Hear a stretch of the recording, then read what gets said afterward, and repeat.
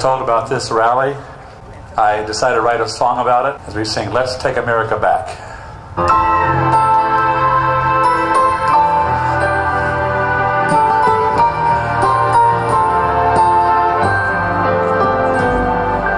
What has happened to America? Where is the greatness that she knew? How could it be that a land so free could be shackled by a selfish few? The Lady Justice is weeping, the torch of freedom grows dim. Who will lift up America and help her to be great again? Let's take America back. They've had her much too long. Let's put her on the right track and give her back her song. The song of faith and freedom, the song of victory, the song our founding fathers sang when they fought to make us free. We are Americans, God gave us this great land. We are Americans, and here we take our stand. We will not be silent, and we will not be slack. We'll step up to the ballot box and take America back. Let's take America back. They drug her through the mud. Let's make America great by making America good. Let's re-establish justice, ensure tranquility. Let's do the best that we can do to make our nation free. We are Americans. God gave us this great land. We are Americans, and we take our stand. We will not be silent, and we will not be slack. We'll step up to the ballot box and take America back. Let's take America back. They stripped her wealth away. Let's take a stand against tax that free men should not pay. Let's vote for men of courage who'll turn this thing around. Let's take the chains off enterprise and pull the barriers down. Sing, we are Americans. God gave us this great land. We are Americans, and here we can stand. We will not be silent, and we will not be slack. We'll step up to the ballot box and take America back. We'll step up to the ballot box and take America back.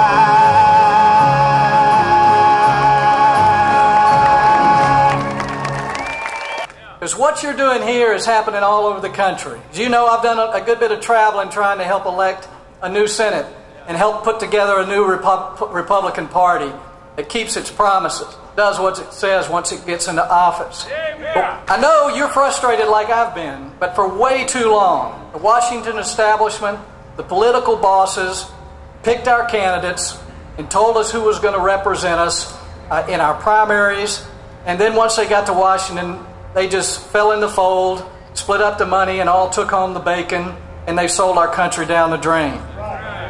For years, all of us felt helpless that we really couldn't change things. Maybe here in South Carolina, where we're a little smarter than the other states, but all over the country, they seem to keep sending people who just spent money and borrowed money in order to get themselves reelected. But something started to change a few years ago. People decided enough was enough, that they weren't going to take it anymore. But I decided to do what you're doing. Rock the boat a little bit. Change things. And you know what? My party wanted Arlen Specter to stay in the Senate, But there was a young man named Pat Toomey who I knew would stand for our principles, and I stood with him. And the people of Pennsylvania, the people here in South Carolina and all over the country got behind him through this Senate Conservatives Fund. Folks, this was just a website that I put up and said I'm only going to support true conservative candidates. And I put Pat Toomey on that website, and the dollars started coming in. The average contribution was $45. But before the end of this, we had raised him nearly $1 million. Down in Florida, our party decided they wanted Governor Charlie Crist as the next senator. We found out how loyal he is to our principles. He's speaking at the Democratic convention, for heaven's sakes. But there was a little-known young man that you may have seen lately named Marco Rubio. Marco understands the promise of America, and he can speak passionately about freedom and what it's meant to his family. But he had no chance of winning. The party wouldn't support him. But the people of Florida did. The people of South Carolina did. And before it was all over, they had raised him more than $1 million. And he won that race overwhelmingly and chased Charlie Crist out of the party.